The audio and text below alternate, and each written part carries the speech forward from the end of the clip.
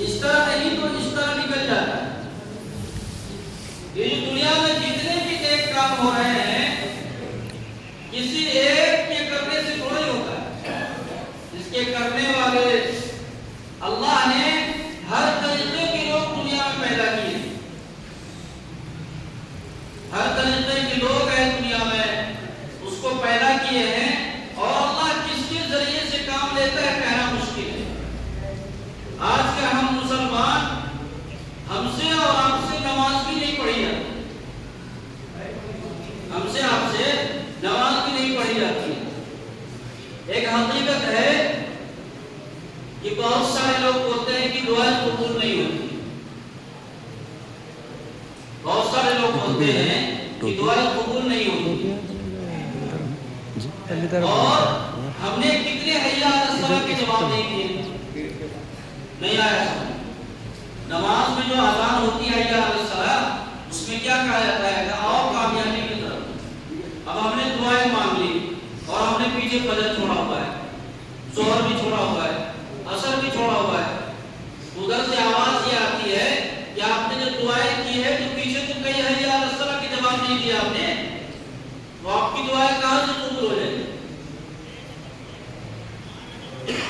इस वजह से एक मुसलमान को, एक ईमान वाले को हर हाल में अल्लाह का शुक्र अदा करना चाहिए।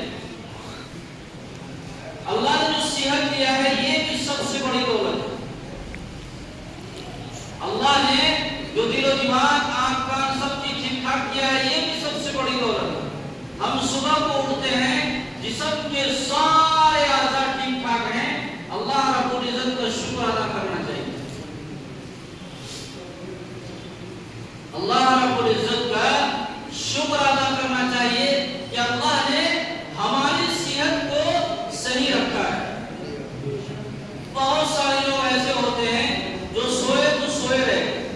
आपने भी सुना होगा, हमने भी सुना है कि सोया तो बेचारा सोया ही रहे। एक जगह हम कहीं जा रहे थे पंजाब में, गैर कुड़ी औरत थी,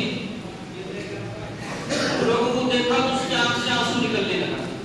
तो हमने कहा भाई क्या बात है। वो कहने लगा मौलवी साहब क्या बताएं, हमारा बेटा रात को सोया सोया ही।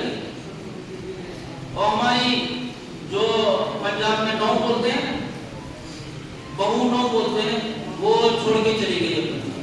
अब मैं बूढ़ी हूँ, हमसे रोटी पकता नहीं। तो यही है कि मौत की कोई गारंटी नहीं है कब आ जाए, कब मौत का फरिश्ता आ जाए और लेकर चला जाए। सबसे कामयाब इंसान कौन है? जो मरने से पहले मौत की तैयारी करे, उस जगह जाने से पहले पहले यहाँ इस दुनिया में तैयारी करे। अगर इस दुनिया में हम तैयारी करके जाएंगे तो हमारी मौत बड़ी अच्छी आएगी। अगर हम तैयारी करके नहीं जाएंगे तो मौत इतनी खराब आएगी कि आप सोच नहीं सकते।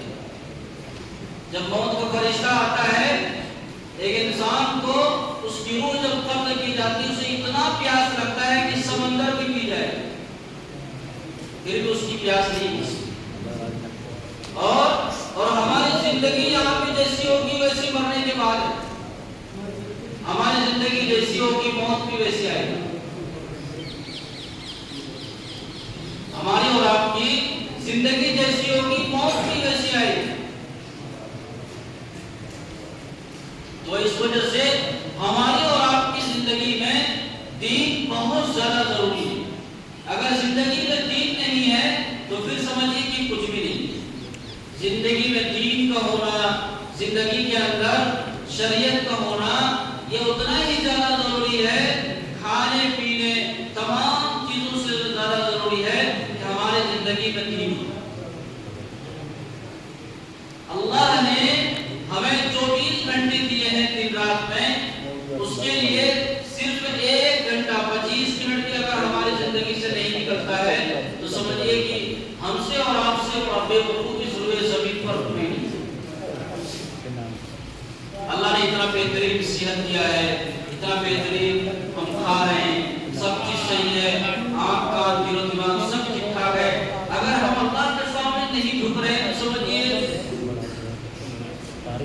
बहुत बड़ी गलती है। ये उम्र अपने पास हमेशा नहीं रहेगा। एक वक्त हम बच्चे थे जो क्या बोलते हैं, माँ बाप को पे लेके खाना पीना खिलाना सब चीज करना। एक वक्त ऐसा आएगा फिर वैसा ही हो जाता है। बुढ़ापे में किसी चीज का आदमी को खबर रहता है। तो इस वजह अगर आदमी दीन से जुड़ा हो तो अल्लाह रब्बुल इज्जत उसके दिलो दिमाग को सही रखता है, उसके दिलो दिमाग को, उसके तमाम चीजों को सही रखते हैं। दीन से जुड़ना मेरे भाई, अपने अपने लिए दीन सीखिए, किसी और के लिए।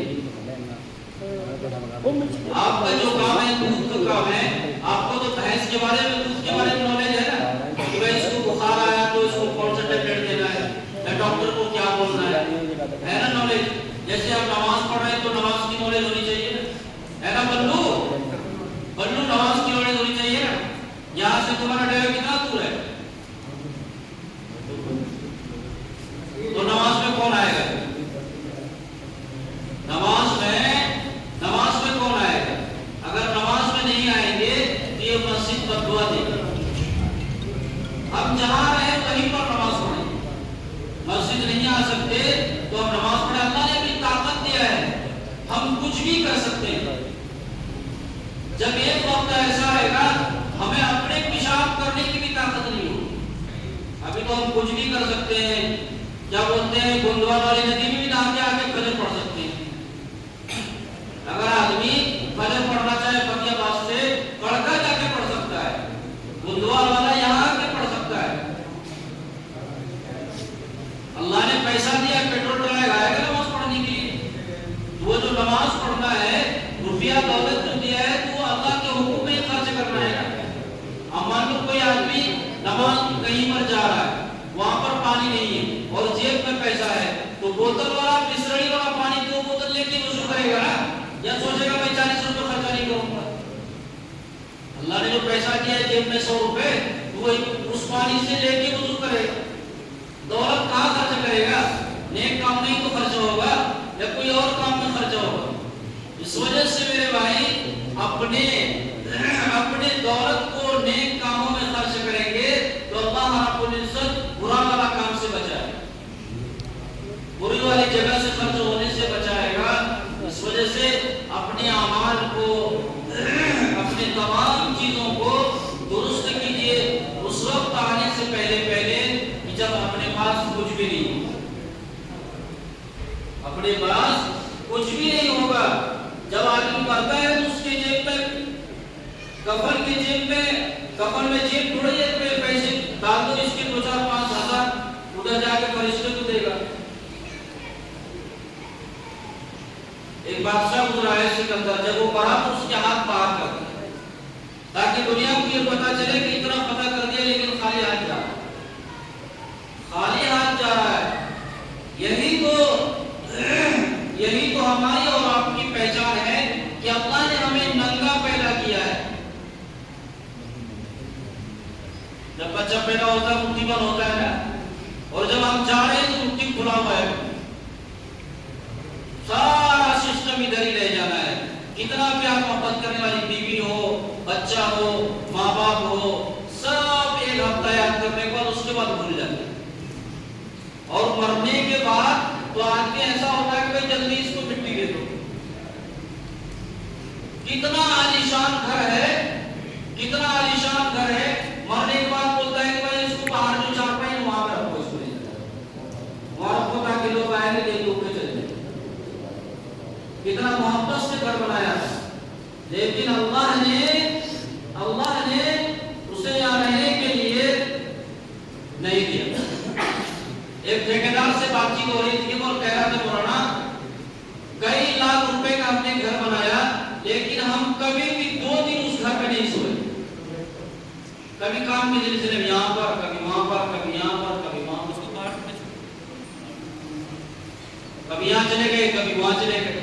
तो इस वजह से अपने उस घर की तैयारी कीजिए जहाँ पे हमेशा रहना, जिसकी एक ईंट सोने की, एक ईंट चांदी की, उसके बाद अशरफी, जवाहरात, सारी की सारी चीजें, एक से एक खाने पीने की चीजें। हम बोलेंगे अल्लाह हासिल कर देंगे, हम सोचेंगे कि अल्लाह हाजिर कर देगा। लिखा है किताबों में लिखा है